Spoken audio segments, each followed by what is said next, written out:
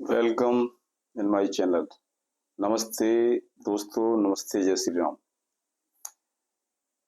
तो दोस्तों, आजकल एक बहुत ट्रेंड में चल रहा है सोशल मीडिया पर एक संतों के बारे में जो मीडिया इतना गलत गलत बोल रही है। कुछ पत्रकार और कुछ ऐसी समाज सेविकाएं या लेडीज या जो आधुनिक होने का दावा करती हैं और जिन्हें हमेशा सनातन के संतों से ही, सनातन के धर्माचार्यों से हमेशा आपत्ति रहती है। सनातन के बाबा लोग, सनातन के धर्मोपदेशक, सनातन सिद्धांतों का प्रचार करने वाले जो हमारे आजकल दो प्रमुख हमारे आचार्य हैं, दो संत हैं।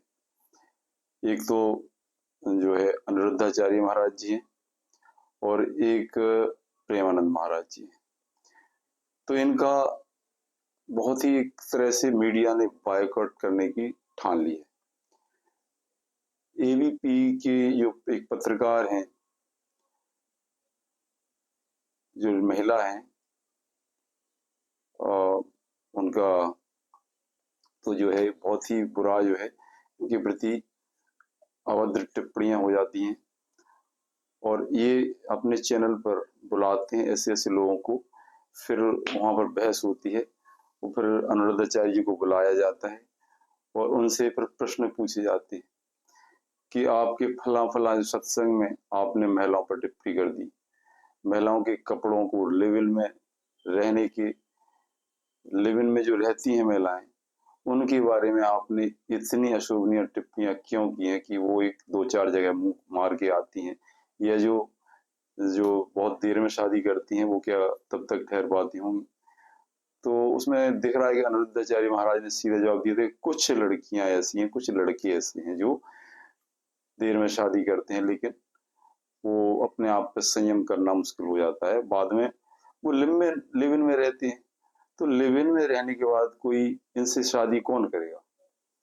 लिव इन में रहने वाली किसी महिला से आप बताइए कौन शादी करेगा? यही उन्होंने कहा, कौन विवाह करेगा? सब तो विवाह करने के लिए लोग ढूंढते हैं जो एकदम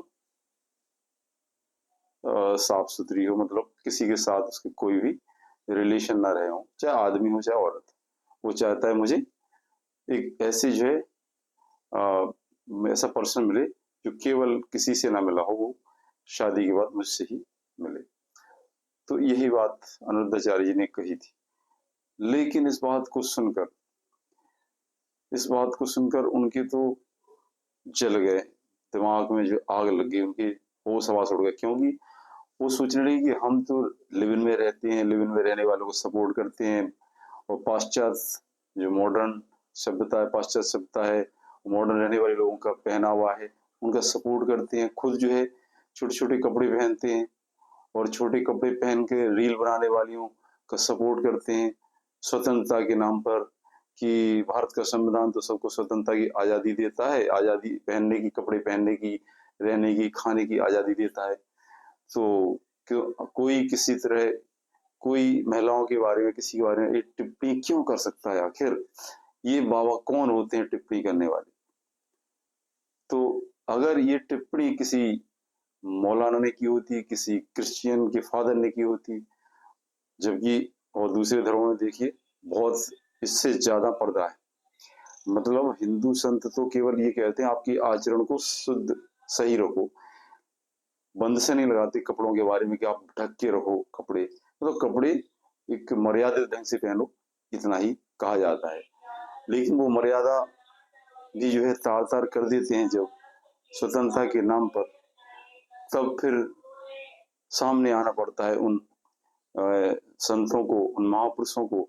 इसलिए क्योंकि इससे भारतीय संस्कृति का पतन हो रहा है, मोरल नैतिकता तार तार हो रही है, समाज में गलत प्रचार हो रहा है, गलत मैसेज जाता है, और जो नई पीढ़ी है, आगे आने वाले जो बच्चे हैं, उनके मन पर क्या प्रभाव, क्या वही उनको फॉलो करेंगे? इस तरह से समाज में क्या बेशर्मी फैल जाएगी। मतलब वो कपड़े पहनने से, छोटे या बड़े पहनने से कोई मॉडर्न नहीं हो जाता। मॉडर्न और आधुनिक कहलाने के लिए आपके कर्म, विचार, आपकी सोच, ये सब कुछ फैक्टर्स हैं जो आपको मॉडर्न, आधुनिक बनाते हैं, प्रोग्रेसिव बनाते हैं। प्रोग्रेसिव होने के लिए कपड़े मॉडर्न पहनना जरूरी नहीं है। वो कपड़े जो मॉडर्न बनाए थे, मॉडर्न कपड़े क्या होते हैं, सहूलियत के लिए, कंफर्टेबल के लिए, कंफर्टेबिलिटी के लिए होते हैं। और ये अंग्रेजों ने, उन्होंने अपनी जो वहाँ का जो क्लाइमेट है उसके अनुसार उनकी वेशभूषा विन्यास जो कपड़ों का होता वो होता था।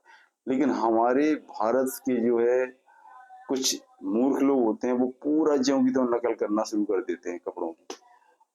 जितने तो एक्सपोज वो अंग्रेज नहीं करते, यूरोपियन नहीं करते अपने आप को, जितना एक्सपोज भारत की नारियां कर रही हैं। और जो जो अभी ऐसे जिनके दिमाग रॉ माइंडेड है, रॉ माइंड, उनके कच्चे दिमाग है, मैच्योरिटी नहीं है और ना इतनी एजुकेशन है।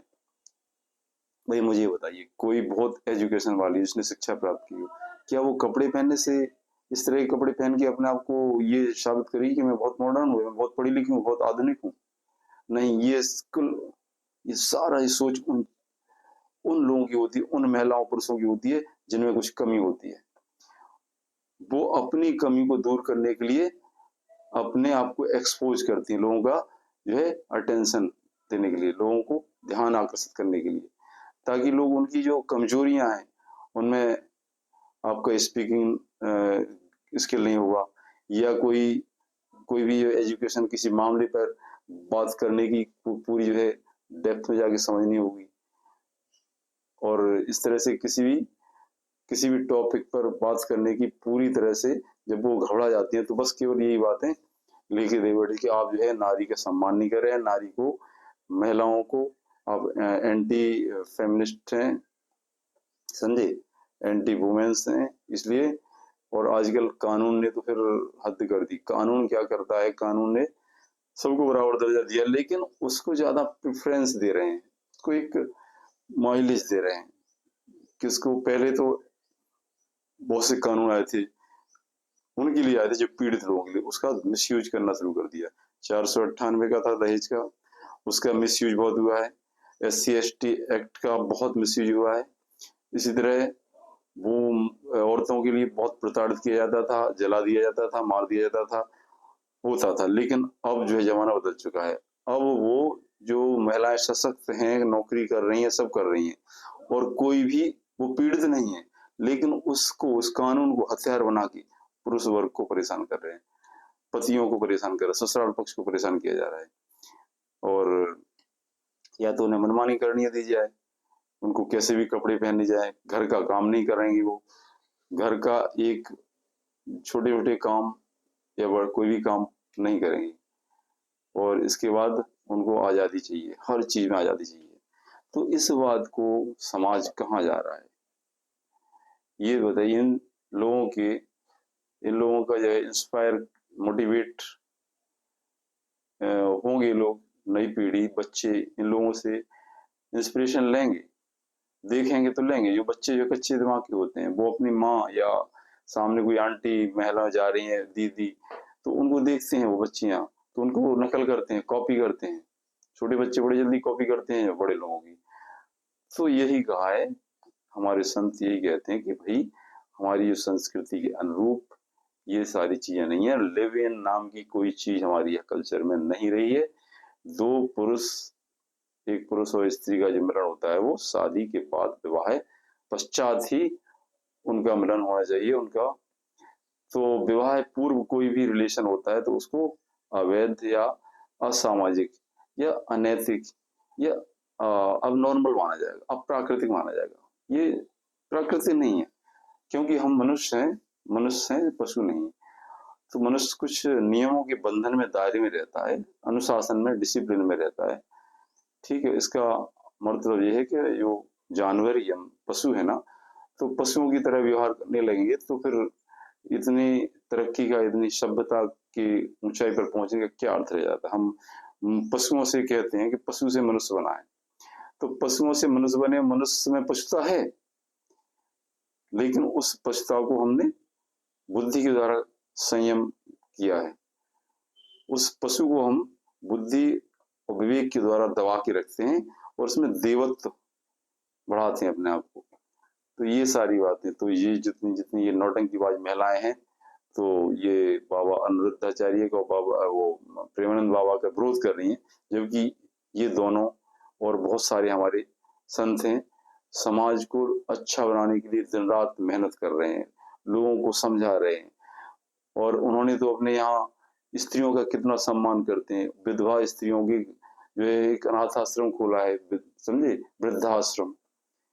कोई जो है बेसहारा जिस घर से निकाल दिया बूढ़ी औरत को, माता पिता को, माँ को, तो उनको रखते हैं, उनकी सेवा करते हैं। उनके यहाँ 500-600 वृद्ध माएँ रहती हैं, वो स्त्रियों की इतनी इज्जत करते हैं। वाकई जो है स्त्री सम्मान कैसा होता है वो है। ये इन जैसी औरतों का कोई सम्मान करने की जरूरत नहीं है।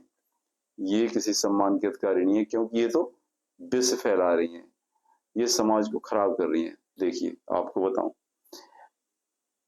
ये क्या हो रहा है, जो वामपंथी है विचारधारा के लोग क्या चाहते हैं कि वो सारी चीजें जिसको हम वर्जित करते थे वो उनको एक्सेप्टेबल बना दिया जाए। विवाह पूर्व संबंध ये वर्जना में था, मतलब हमारा समाज में वर्जित था, उसको वो एक्सेप्टेबल बना रहे हैं, लिव इन शुरू कर दिया उन्होंने। और ये थी एक सनी लियोनी। सनी लियोनी को इन्होंने क्या किया, वो कौन सी एक्ट्रेस थी सबको पता है, तो उसको फिर फिल्म इंडस्ट्री में लाए, फिल्में दिलाई, यानी उसको स्वीकार करने की कवायद शुरू कर दी कि समाज इसको स्वीकार कर दे। मतलब उस चरित्र, इस तरह के चरित्र की औरत को सब समाज स्वीकार किया, लेकिन एक को स्वीकार कर लिया। अब वो चाह रहे हैं कि जितनी इस तरह की औरतें सबको स्वीकार कर दिया जाए।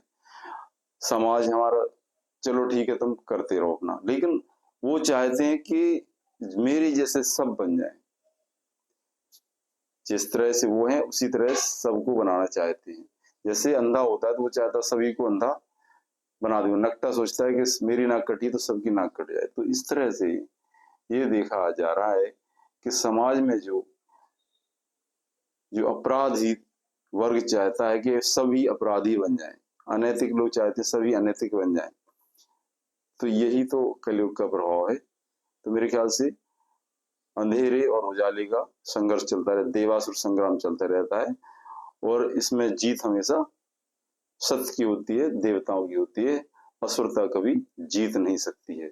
सूर्पणखाएं कितनी कोशिश कर लें, सूर्पणखा का बुरा हाल होता है।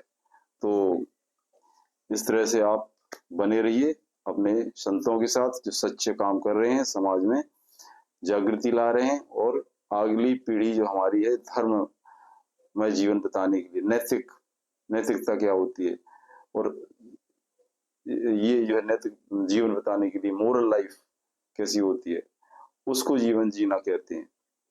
समझे, सनातन के सिद्धांतों के साथ चलें, धर्म के सिद्धांतों के साथ चलें, इंसानियत असली क्या है उनको सिखाने वाले उनके साथ बने रहिए और उनको जवाब देते रहिए।